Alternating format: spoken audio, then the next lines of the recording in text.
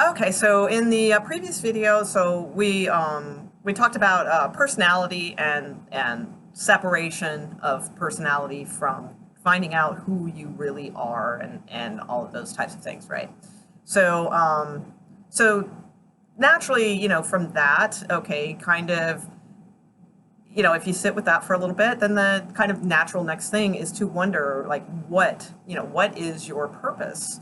And I mean, that's pretty much everybody's question, at some time or another, or it's an ongoing theme. Either way, somebody at some point, every person's going to ask that question. What is my purpose, and that sort of deal.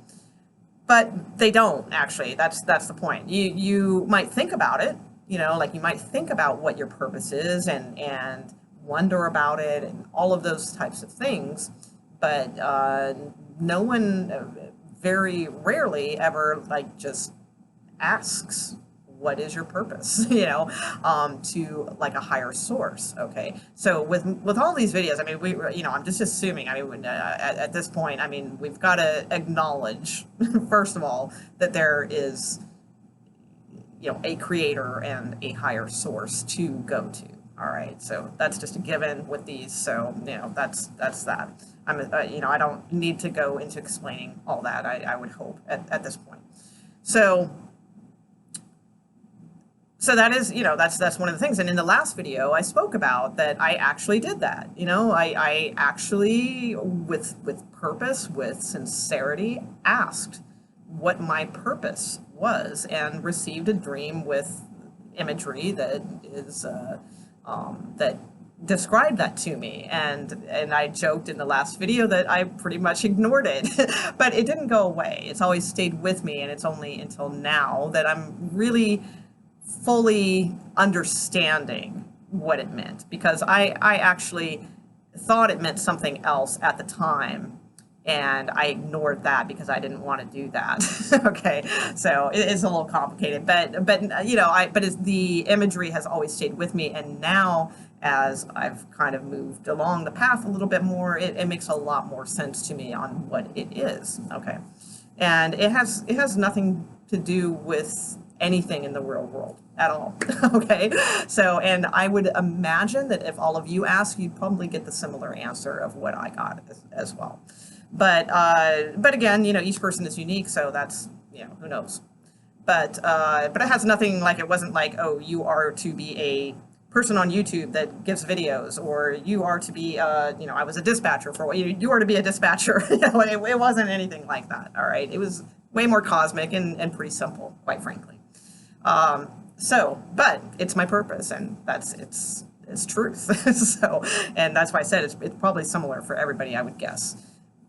But my point is that I simply asked, but I asked from a place of true wanting to know.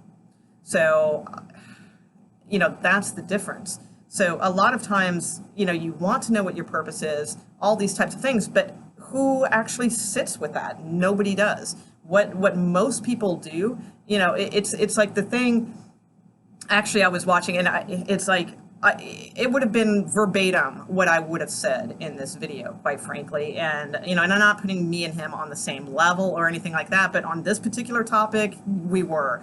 But there's a guy I follow on here on YouTube a lot named Bill Donahue. Now, if you go researching him on YouTube, be very careful. There's two Bill Donahues. One is some like Catholic fanatic priest or something like that, and then there's the other one. So he's the other one. All right. He was talking about people in their day-to-day life and what they do, and he was saying, which I completely agree, and everybody into this type of stuff has noticed this. It's like, what do people do? They wake up, they make their favorite coffee or whatever, they go to work,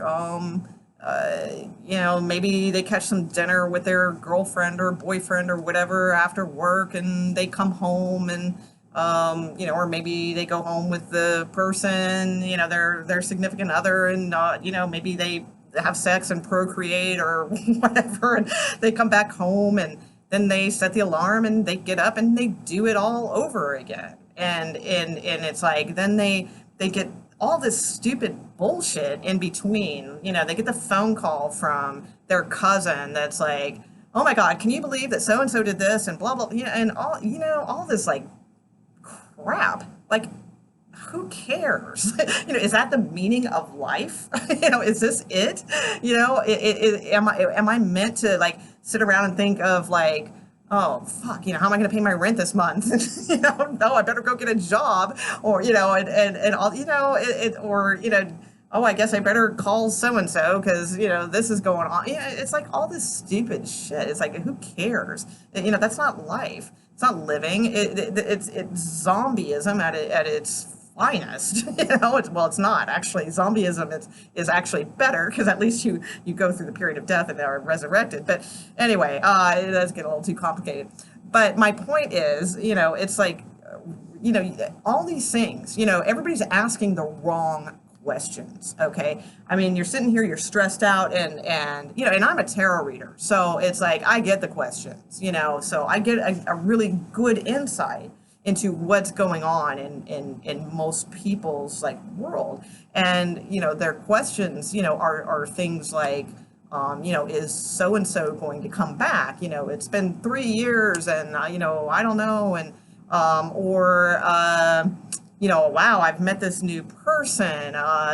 You know, is this my twin flame, or you know, or am I going to get that job, you know, next week? You know, and I'm not putting down, you know, these questions because, well, A, you know, it's my bread and butter, but B, it's like those, you know, those are all, you know, we do live in the real world and we do have questions, you know, about things, right? So there's that stuff going on, but it's like, and that's fine. Those types of things are good, but they're all consuming. That's the problem. All right, because it's like all of these questions could be answered if you just ask the right question. So I think that's what people don't do because we're addicted, because of my previous video, the personality and all of that. We're addicted to not knowing, and we're also addicted to our personality, and we don't want to let go, and we don't want to change. And we think we do. You know, we'll read a self-help book, we'll read the latest Doelow, or you know, whatever comes on the market, and it's got great information, and we read it and we're like, damn, yeah, that's good, that's profound, and all of that. And then your cousin calls and says, oh my God, can you believe that blah blah blah blah blah blah blah, and it's, you know, you don't give it a second thought, you know. And maybe next week you might say, oh yeah, I read this good book last week, and you recommend it to a friend, but you're recommending a book to a friend that you're not even using. You know, it's like, you knew it was good, you knew it was good information. There's 50 million books out there, I'm going to tell you right now, that have the answer to life. All right, that I picked up the Upanishads once, like just the little Penguin Books one, you know, I'm talking about like the real thin, you know, version of the Upanishads. And I read 2 pages and I just closed it because that's all I needed to read. It's like, it was like the answer to life was within, like, it might have even been the first, I don't remember, but it was like there. It's like, there you go. You know, I've read the Gita. The Gita, it's, there you go. It's the battle. You know, it's all right there. You know, all, even Tolle's book, New Earth, you know, whatever, you know, it doesn't matter. The answer is hitting us and bombarding us like in everything. You know, it's just, we don't want to do it. All right. So we have to look at that. Why don't we want to do this? You know, and again, I think a lot of it has to do with personality. And please watch the first video in this series, because I feel like that will help nail that down. The other reason is because of, you know, like loved ones, things like that. We're very attached, you know, to, and, you know, even like our children, or you know, our parents, or our family, immediate family, siblings, whatever, your love of your life, and, you know, all these types of things. But, you know, what's really interesting about that I was thinking with like loved ones and that kind of deal, is that, and not necessarily, I'm not talking about like children, or, you know, because that's just a whole special, you know, that gets, you know, that has a special category, right? Children and animals, they have, you know, it's this own magical kind of category. But let's take, you know, for instance, you know, like, a significant other, that you love, and the thing is, what's really interesting is, I had a partner for about 9 years that died, and great partner. He was amazing, and all these things, very high. He was into Kriya Yoga. He was very high on the scale of Kriya Yoga initiation. I don't remember. He didn't talk about it too much. But, super awesome, perfect, compatible partner for me, all these things. But you know what? We still had, like, our problems, and I had my annoyances with him, and I'm sure he had his with me, and all those types of things, even though basically our relationship was built on respect, and we had a lot of fantastic growing experiences and all those, like, amazing, all those types of things. But what's funny is, well, not funny, but after he died, it's like, oh my God, I loved him so much, and it was like, and I did, it's like, but then all of a sudden, it was like this love of a lifetime, but when I was in it, it's like, yes, I had respect for him, and I loved him, and all those types of things, but it wasn't like the love of a lifetime. It wasn't that. I mean, it was very, I knew what we had was special. I'm not mocking it either, because it was, and it was unusual, and I was very fortunate. But it's like, when he died, then it was like the amazing, person that he was, and all of this kind of stuff. And, and I think about that a lot, because it's like they always say, absence makes the heart grow fonder. Well, I think there's a lot of depth to that, actually, like really deep, because like death, when somebody, and it's the same thing with our parents. I mean, I lost my father, in December of last year. And, my father's a cool guy, whatever, but I mean, he certainly had some issues, okay, like a lot. And, whatever, but like, we got along on a friendly level and all those types of things. But, I mean, I was annoyed a lot with my dad. There was a lot of disappointments with my dad, all those types of things. But it's like, now that he's gone, it's like, oh, it's like I catch I see, see him in a better light. We just do. And that has to do, very, very complicated, and I don't know if I want to go this deep with this video, but death is,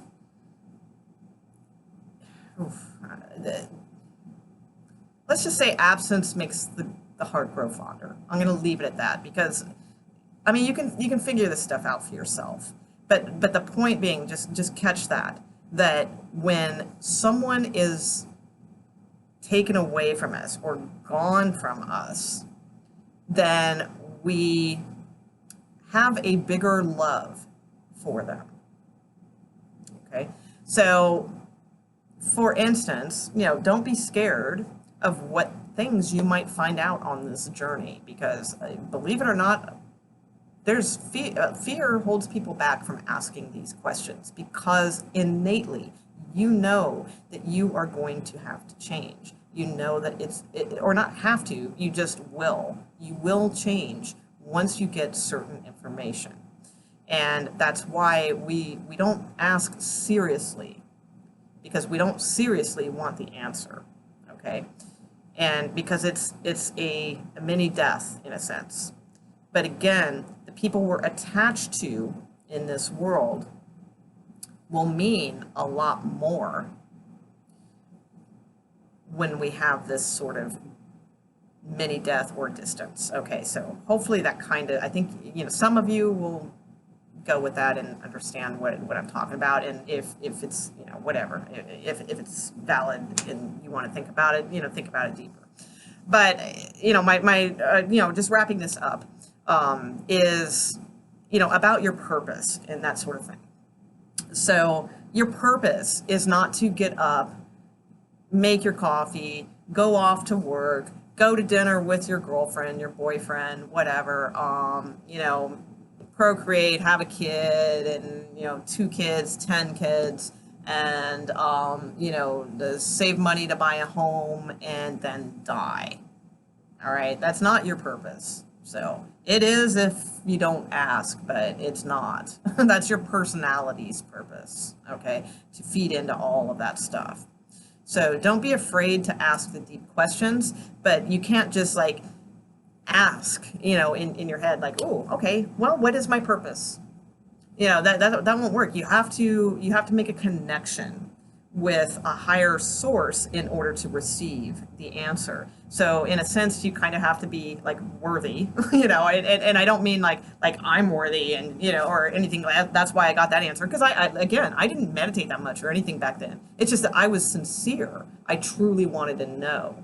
So by worthy, it's not because like I'm so pious and that's worthy. I don't mean that. It's just that you need to show efforts, that you are worthy of taking, of receiving this information. Okay, so it's not just like pondering about it in a philosophical way. It's about literally going to the source and asking. Okay, ask and ye shall know. All right. So anyway, all right. So the next video is going to be probably the most important one. So but these first two were just sort of like a warm up. All right. Thanks.